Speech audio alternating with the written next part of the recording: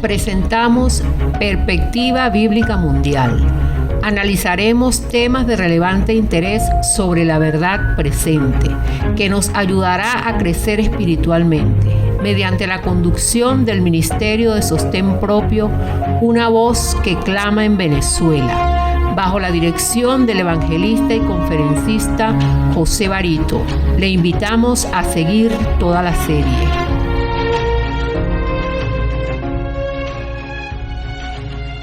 Distinguidos oyentes, les saludo con mucho afecto, esperando que la gracia de Dios pueda ejercer en usted su poderosa influencia para guiarlo a su voluntad. Este tema que traemos hoy para usted lleva por título Digno de reflexionar. Les pido por favor hagan de él su discurso y un estudio diario que les permita meditar en su contenido. Muy bien, antes de continuar quisiera, como hago de costumbre, hacer una oración. Oremos. Ante todo elevamos nuestra oración al trono de la gracia, glorificando y santificando el majestuoso nombre de Dios. Esperamos, Padre eterno, la escuche y sea grata a sus oídos. En tal sentido, le pido por favor, encarecidamente, pueda guiar a todos los que escuchan este tema a través de su Santo Espíritu, para que en los días por venir puedan asumir la responsabilidad de ser su instrumento para comunicarle a esta humanidad el último pregón contenido en el mensaje del tercer y cuarto ángel del libro de Apocalipsis. Así pues, le pido que siga guiándonos para recibir la lluvia tardía y que podamos ser transformados y consagrados para cumplir su misión. Todo se lo pedimos, Altísimo Padre, por los méritos eternos de nuestro Señor Jesucristo. Amén. Muy bien, distinguidos oyentes, que nadie piense que mientras vive en transgresión podrá entrar por las puertas de la santa ciudad. Aquellos que se encuentren en rebelión contra Dios cuando Cristo venga, no serán admitidos en las cortes celestiales. Tenga eso por seguro. Ningún rebelde entrará en el cielo. Cada día debemos prepararnos para el reino de gloria. La norma de Dios debe probar nuestro carácter. Si pasamos la prueba, se nos dará un lugar entre los redimidos. Dios no aceptará nada menos que una entrega sin reservas. Los cristianos indiferentes y pecaminosos nunca podrán entrar en el cielo. La parálisis espiritual de la tibieza se origina en lo más hondo de nuestro ser. Gracias a la consideración y sacrificio de Cristo, que lo dio todo por nosotros, es que tenemos la oportunidad de aceptar la salvación a través de la experiencia de la justificación por la fe. La única razón por la que alguien puede finalmente perderse es por haberse resistido y rechazado con lo que Cristo realizó ya en nuestro favor. Solo a través de la incredulidad podemos malograr deliberadamente el don que Dios ha puesto en nuestras manos. Esa incredulidad es el pecado de los pecados y es el pecado universal del mundo. En otras palabras, si alguien finalmente se salva, como hemos dicho en otros programas, será debido a la iniciativa de Dios. Ahora, si se pierde, se deberá a su propia conciencia. Se trata de dejar de resistir la gracia de Dios. Ahora pregunto, ¿por qué es tan importante comprender esto? Pues sí, porque el temor, la apatía y la indolencia son el resultado de no asumir una responsabilidad en nuestro medio para consagrarnos plenamente y permitir que haya en nosotros un reavivamiento y una reforma sincera que permita prepararnos y preparar un pueblo para el regreso de nuestro Señor Jesucristo. Así que, distinguidos oyentes, quisiera que reflexionaran en el siguiente análisis. La misma desobediencia y fracaso, oigan bien esto, la misma desobediencia y fracaso que se vio en la iglesia judía de antaño han caracterizado en mayor grado al pueblo que ha tenido la gran luz celestial de los últimos días. Es decir, nosotros, esta generación. Ahora debemos preguntarnos, ¿dejaremos que la historia de Israel se repita en nuestra vida? Otra pregunta, ¿despilfarraremos como lo hizo el antiguo Israel nuestras oportunidades y privilegios hasta que Dios permita que nos sobrecojan la opresión y la persecución? O finalmente, ¿dejaremos sin hacer la obra que podríamos haber hecho en paz y comparativa prosperidad hasta que debamos hacerla en días de tinieblas y bajo la presión de las pruebas y las persecuciones? Interesante pregunta, ¿verdad? Pues miren, hay una terrible culpa de la cual la iglesia es responsable, sí. Y eso tiene que ver con la siguiente pregunta, otra pregunta más. ¿Por qué la iglesia ha enmudecido y no está haciendo esfuerzos fervientes para dar la luz a otros que no la tienen?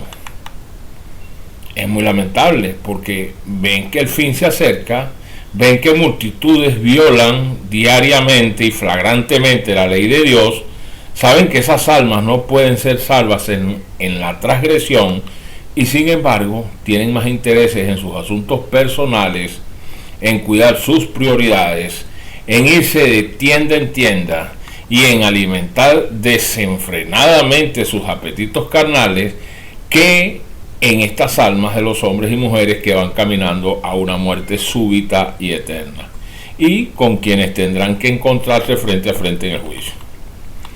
Y todo ello se debe a que los que pretenden obedecer la verdad están dormidos. No podrían estar tan cómodos si estuviesen despiertos. Indudablemente que el amor a la verdad se está apagando en sus corazones. Aun cuando poseen la verdad presente sobre todos los demás pueblos de la tierra y debieran ser fuertes en Dios, teniendo una experiencia diaria y viva con la sana doctrina, son débiles, son vacilantes, confían más bien en su sostén espiritual a los predicadores, cuando debieran estar ministrando a otros con mente, alma, voz, pluma, tiempo y dinero. Eso es una realidad incuestionable. Miren, como el antiguo Israel, así mismo como el antiguo Israel de antaño, la iglesia contemporánea ha deshonrado a Dios apartándose de la luz que Él nos ha dado, descuidando sus deberes y abusando del alto y exaltado privilegio de ser de un carácter peculiar y santo. No solo ha violado el pacto por el que prometió vivir con Dios y solo por Él, sino que se ha unido con los egoístas y amadores del mundo. Han impulsado el orgullo, el amor por el placer y el pecado. Por ello, dice la pluma inspirada, que Cristo se ha apartado de su medio y el Espíritu Santo se ha extinguido en la iglesia. Eso es muy lamentable, distinguidos oyentes. Y eso lo sabe el innombrable, Satanás. Por ello, el enemigo de las almas trabaja hombro a hombro con los profesos cristianos. No obstante, les falta tanto discernimiento a estos profesos cristianos, discernimiento espiritual, que no lo detectan. No sienten la responsabilidad de la obra. Las solemnes verdades que profesan creer ya no son una realidad para ellos. No tienen una fe genuina. Ahora preguntamos, ¿a qué se debe eso? Bueno, a que los hombres y mujeres actúan de acuerdo con la fe que en realidad poseen. Por eso la Escritura dice, por sus frutos los conoceréis. Y no estamos hablando de su profesión de fe, sino los frutos que llevan muestran la clase de árbol del que dependen. Muchos tienen una forma de piedad. Es indudable que sus nombres están en los registros de la iglesia, pero dicen los testimonios que tienen un registro manchado en el cielo. Lo que este profeso pueblo ignora es que hay un ángel que todo lo ve. El espíritu de profecía lo llama el ángel registrador. Este ha escrito fielmente sus obras. Cada acto egoísta, cada palabra equivocada, cada deber no realizado, cada pecado secreto y cada astuto fingimiento están fielmente asentados en el libro de registros que lleva el ángel registrador. Y no solo eso, sino que todo el cielo está mirando con intenso interés a la iglesia para ver lo que sus miembros individuales, óigame bien, sus miembros individuales están haciendo para iluminar a los que se hallan en tinieblas. Desafortunadamente hay que decirlo, la gran mayoría de los miembros de las iglesias hacen muy poco o comparativamente nada. Por ello muchos de los miembros están muriendo espiritualmente, se están volviendo enfermizos y deficientes. Recuerde siempre que somos responsables de la influencia que ejercemos. Nuestra influencia reúne con Cristo o esparce. ¿Estamos ayudando a las almas a recorrer la estrecha senda de la santidad o somos un estorbo, una piedra de tropiezo para ellos, apartándolas del camino? No tenemos tiempo que perder. Debemos dedicar con seriedad a redimir el tiempo porque los días son malos, dice la Escritura. Todos nuestros actos, todas nuestras palabras serán pesadas en la balanza del santuario. Están siendo pesadas en este momento en el juicio investigador. Así que nunca podremos ser salvos, oiga bien, nunca podremos ser salvos en la indolencia y la inactividad. Una persona verdaderamente convertida no puede vivir una vida inútil y estéril. Ningún holgazán puede entrar al cielo. Los que rehúsan cooperar con Dios en la tierra, aquí en este moribundo planeta, no cooperarían con Él en el cielo. Eso es indudable. No sería seguro llevarlos al cielo. Distinguidos oyentes, hay un peligro para los que hacen poco o nada para Cristo. La gracia de Dios no permanecerá largo tiempo en el alma de aquel que, teniendo grandes privilegios y oportunidades como la ha tenido la iglesia contemporánea, permanece en silencio. Ahora preguntamos, ¿cuándo terminará comprendiendo la iglesia del Señor que hay gran necesidad de una reforma entre el pueblo de Dios? Un reavivamiento y una reforma. Pues mire, la condición actual de la iglesia nos induce a hacer otra pregunta. ¿Es esta una representación correcta de aquel que dio su vida por nosotros? Esa es una buena pregunta. Los profesos seguidores de Cristo están siendo probados ante el universo celestial, pero la frialdad de su celo y la debilidad de sus esfuerzos en el servicio de Dios los señalan como infieles. Nosotros sabemos, y el mundo también lo sabe, que la iglesia ha perdido en gran medida el espíritu de abnegación y sacrificio. Hay muchos que creen que porque sus nombres están escritos en los registros de la iglesia, por ello de igual manera deben estar también escritos en los registros celestiales. Pero eso no funciona de esa manera, señores. Y aunque fuera así, el hecho real y visible es que no son productores, sino consumidores. Y por ello están a punto de ser borrados de los registros celestiales. Porque aunque crean que llevan el nombre de Cristo, oscurecen su gloria, velan su belleza y lo privan de su honor con sus actos y su indolencia. Lo que es lo mismo, no hacen caso de sus instrucciones ni cumplen con su obra. De aquí que están bajo el dominio del enemigo.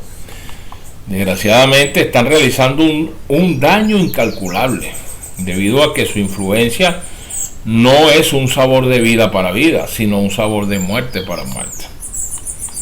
Sí, y lo más triste es que el espíritu refrenador de Dios se está retirando, ya se está retirando, porque cuando usted hace un análisis cuantitativo y cualificado de las profecías, se puede estar dando cuenta o se dará cuenta que ya con todo lo que ha acontecido, bueno, ya el espíritu refrenador de Dios pues está partiendo.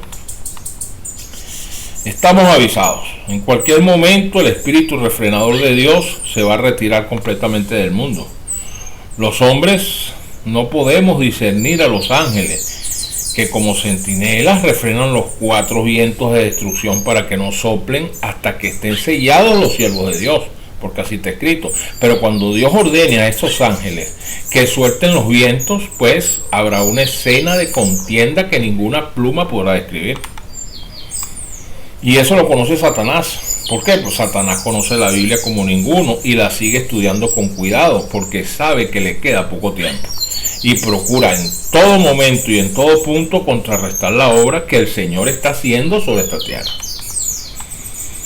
Este innombrable procura mantener al pueblo de Dios en un estado de inactividad, impidiéndole que desempeñe su parte en la difusión de la verdad, para que al fin de sus días, pues, sea pesado en la balanza y sea hallado falto.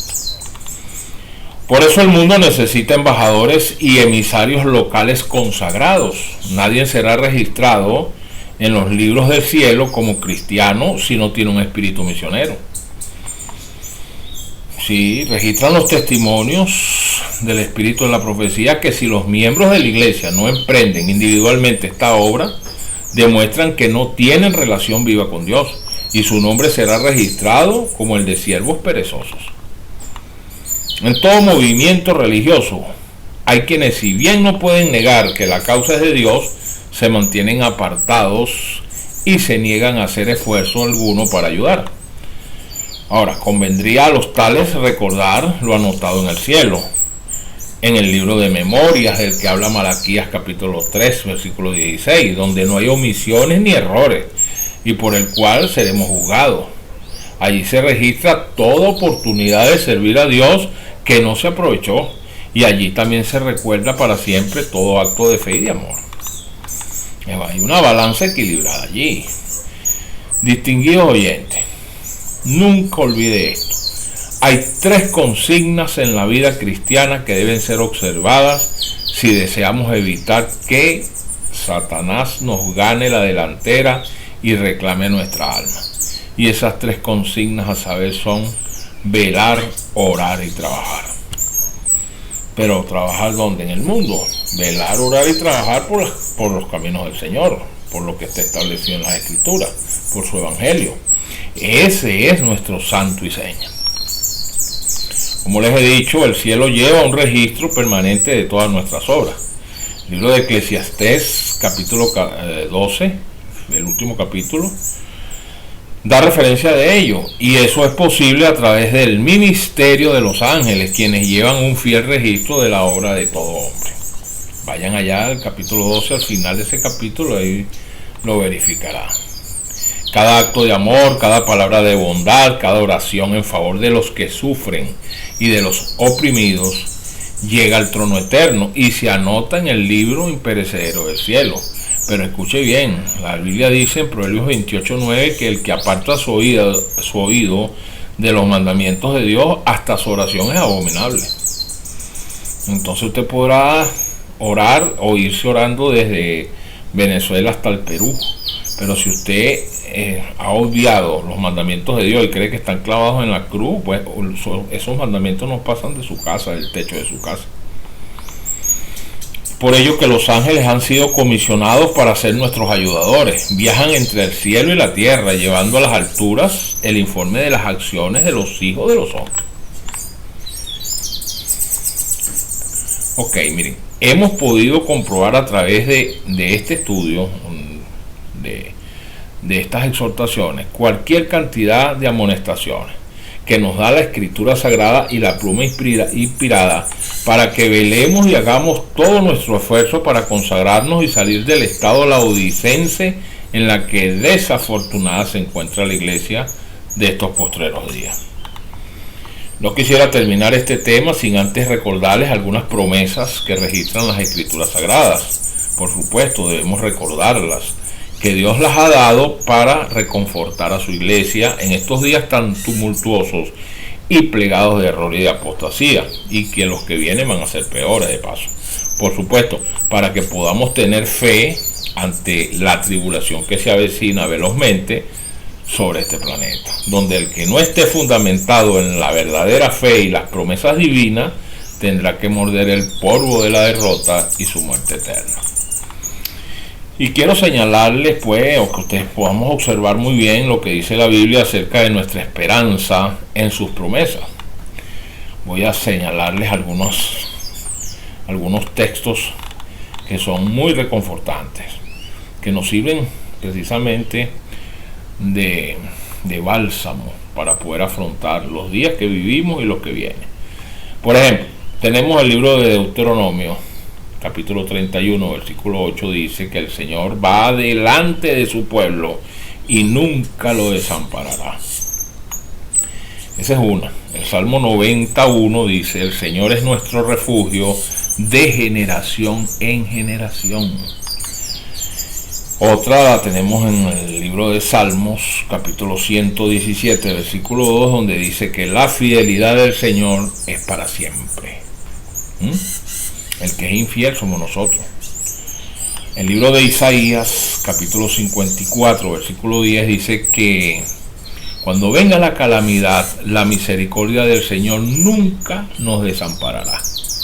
Entiéndase que todas estas promesas son dadas a los obedientes, ¿ok? El Salmo 37, 25 nos dice que para el Señor no hay justo desamparado, ni su simiente que mendiga el pan. ¿Cuántos dicen amén? El libro de Isaías 54, 17 dice que ningún arma forjada contra su siervo prosperará, ni lengua que se levante contra ellos en el juicio. Eso es una belleza, a pesar de que estamos viviendo un mundo donde la vida del ser humano no vale nada y matan a cualquier persona por quitarle unos zapatos, un simple celular, o porque simplemente no les cae bien, y los matan como que están dándole un tiro al suelo. Ahora, el libro de Éxodo, capítulo 15, versículo 26, dice que ninguna enfermedad, oiga bien, ninguna enfermedad le llegará a su pueblo si cumple los mandamientos. Ahí tienen. O sea, esto es lo que se llama una profecía. Hay aquí algo importante en esta profecía. Nosotros tenemos que ver que es una profecía condicionada. Ninguna enfermedad le llegará a su pueblo, oiga bien, si cumple los mandamientos. Entonces debemos reflexionar mucho en esto, porque vivimos de enfermedad en enfermedad. Éxodo capítulo 23, versículo 25 dice que si su pueblo no cae en idolatría, oiga bien, si su pueblo no cae en idolatría, el Señor bendecirá su pan y sus aguas y quitará la enfermedad en medio de ellos. Sabemos que los dos primeros mandamientos de la ley de Dios tienen que ver con este hecho. Dos mandamientos de la ley de Dios tienen que ver con esto. El Salmo 34, versículo 7 nos dice que el ángel del Señor acampa alrededor de los que le temen y los defiende. Amén por ello. El Salmo 34, 17 dice que cuando el justo clama, Jehová oye y los libra de todas sus angustias. Ahí tienen, Salmo 34. Cuando el justo clama, justo viene de la palabra justicia, y justicia viene de ley, de la ley de Dios. O sea que todos aquellos que guardan sus mandamientos, Jehová los oye y los libra de todas sus angustias. El Salmo 34, 15 dice que los ojos del Señor están sobre los justos y atentos sus oídos al clamor de ellos. Aquí está ratificando lo que les acabo de decir. El libro de Malaquías, capítulo 4, versículo 2, dice que los que temen al Señor, temer es saber que Él existe y saber que debemos nosotros comportarnos de acuerdo a su voluntad. Dice que nacerá el sol de justicia y en sus alas traerá salvación. Qué belleza eso, ¿no?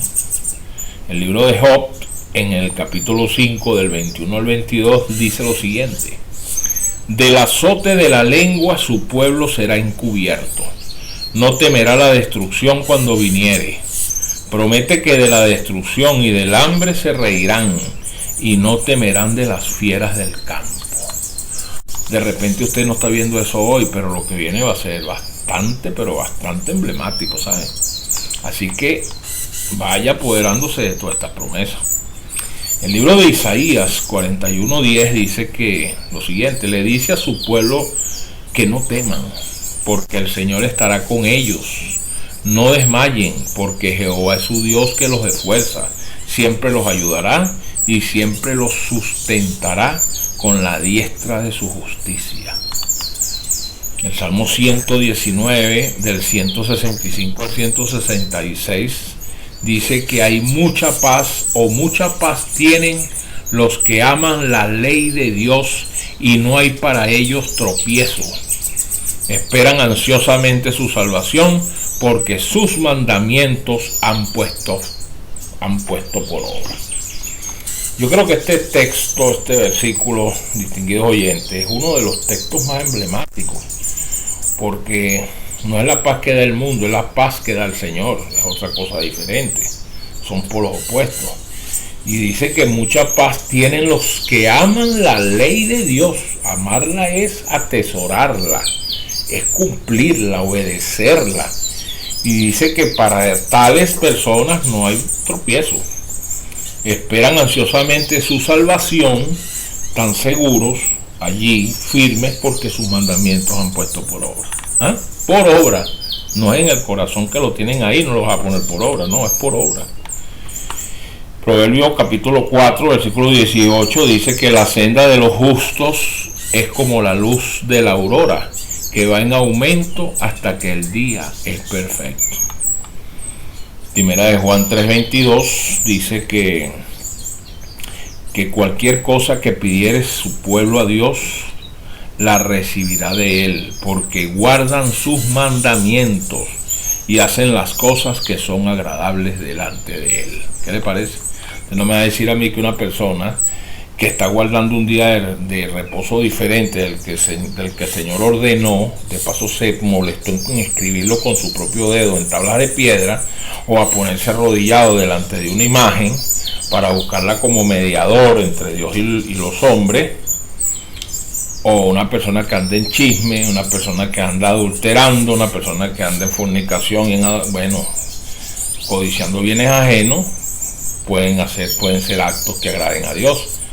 Entonces, póngale el ojo a eso. El Salmo 34, versículos 13 al 15 dice: para el que guarda su lengua del mal y sus labios de hablar engaño, que se aparte del mal y haga el bien, que busque la paz y la siga. Los ojos del Señor están sobre los justos y atentos sus oídos al clamor de ellos. Todo se concatena. Todo lo que hemos hablado se concatena uno con otro. La segunda epístola del apóstol Pablo a Timoteo, capítulo 4, del 7 al 8, dice que queda reservada una corona de justicia de parte del Señor para todo aquel que ha peleado la buena batalla, ha acabado la carrera y ha guardado la fe y espera y ama su venida. Proverbios 28:13 dice que el que encubre sus pecados, recuerden que pecado es transgresión de la ley, de los mandamientos, los 10 mandamientos genuinos, como están escritos en el libro de Éxodo capítulo 20, del 1 al 17. El que encubre sus pecados no prosperará, mas el que los confiesa y se aparta de ellos alcanzará misericordia. Eso es una belleza. El libro de Josué, capítulo 1, versículo 7, dice que solamente que debemos esforzarnos y ser muy valientes para cuidar de hacer conforme a toda la ley, no dice que una parte de ella. Así que dice: no te apartes de ella para que seas prosperado en todas las cosas que emprendas. Eso es una maravilla. El Señor machacando y machacando y machacando todo el tiempo en sus mandamientos, ¿eh? Y es lo que menos quiere el mundo. El mundo, ¿qué dice? La Biblia dice una cosa y el mundo dice otra. Bueno, allá ustedes con lo que quieran creer y obedecer. Pero la Biblia es clara. Usted lo quiere tomar, lo toma. Si lo quiere dejar, lo deja. Ese es el libre albedrío. Pero después no se queje con lo que le viene. Deuteronomio 28, del 1 al 14 dice: recoge grandes bendiciones de Dios. Se recogen grandes bendiciones de Dios por guardar los mandamientos. Ese mismo libro, en ese mismo capítulo del 15 al 68, dice: de igual manera como existen bendiciones para guardar los mandamientos, así también existen maldiciones por no hacerlo. Déjeme decirle, yo le invito a que vaya a Deuteronomio 28 para que vean las maldiciones. Y las maldiciones son: maldito serás por esto, maldito por aquello, maldito por lo otro. Eso no son mis palabras, señores, eso lo dice la Escritura. Primera de Timoteo capítulo 4 versículo 16 dice: ten cuidado de ti mismo. Yo quiero que pongan atención a esto, porque la iglesia remanente, la que dice guardar los mandamientos de Dios, ha caído en franca oposición a ese legado. Están actuando de una manera vil y cobarde, porque es clara, la Santa Escritura es clara. Si tú vienes predicando una verdad que es irrefutable y te has mantenido firme, ¿cómo es que ahora te apartas? Yo estoy de acuerdo que Babilonia, que cayó en 1844, sigan en un proceso, porque precisamente este pueblo que se levanta para que puedan enmendar ese error está haciendo su trabajo, y en cualquier momento Dios sabrá cuándo van a ellos a salir de la mentira. Pero si usted ya estaba en la verdad, ¿cómo que usted está enseñando otras cosas que están fuera de línea? Por ejemplo, la ordenación de mujeres. ¿Dónde es eso? No lo dice la Biblia, señores. Eso no está escrito allí. Esos pactos ecuménicos con Roma, andarán dos juntos si no se ponen de acuerdo. No, señor. Las tinieblas no tienen comunión con la luz. Pactos ecuménicos no pueden proceder. Entonces, ¿cómo es que entonces tú me dices a mí que Jesucristo tomó una naturaleza humana antes del pecado? Entonces quiere decir que yo no me puedo salvar, ni usted. Entonces, aquí lo dice el apóstol Pablo en la primera epístola a Timoteo, en el capítulo 4, dice: ten cuidado de ti mismo. Esto es una alerta, ¿ok? Una advertencia. Dice: ten cuidado de ti mismo y de la doctrina. Persiste en ello, en la doctrina, pues haciendo esto te salvarás a ti mismo y a los que te oyeren. Entonces, señores, analicen eso y hagan lo que tengan que hacer. El libro de Hebreos capítulo 10 versículo 38 dice: mas el justo vivirá por la fe, y si retrocediere no agradará a Dios.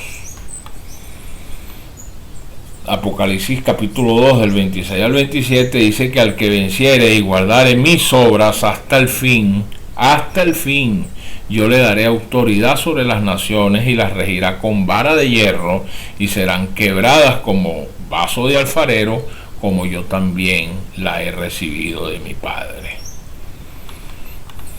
Apocalipsis 3:10 dice: por cuanto has guardado la palabra de mi paciencia, yo también te guardaré de la hora de la prueba que ha de venir sobre el mundo entero, para probar a los moradores de la tierra. Termino con estas últimas tres. Apocalipsis 3:11. He aquí yo vengo pronto, retén lo que tienes para que ninguno tome tu corona.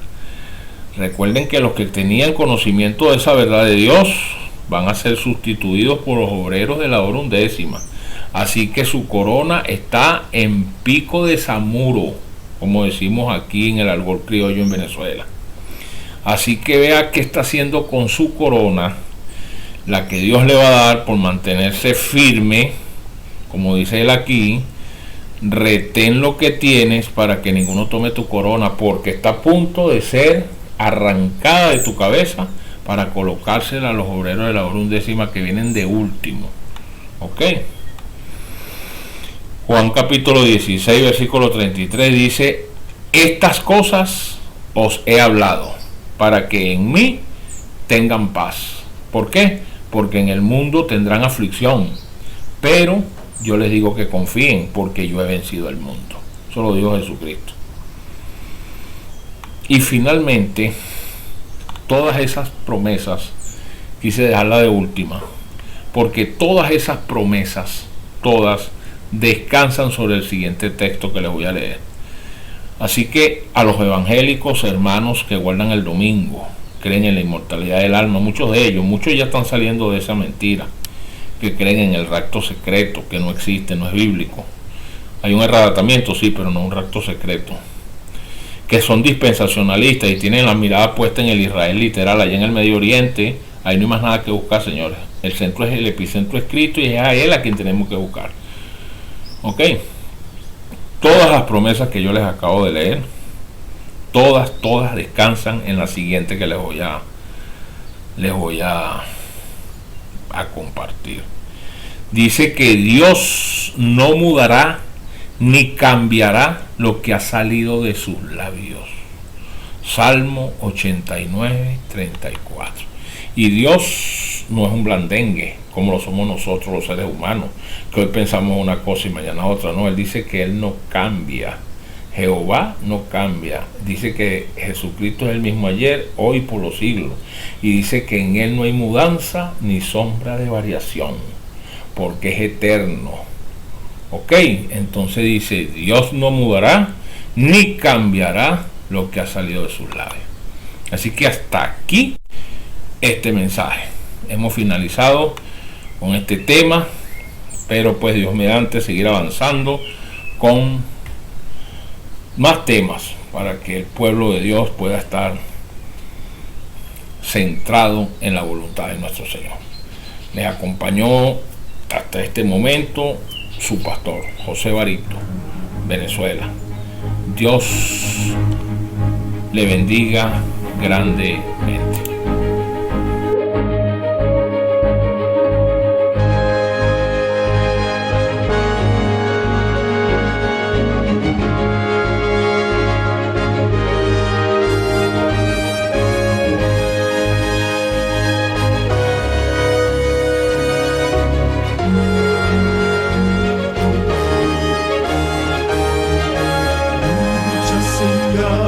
Mostrándonos están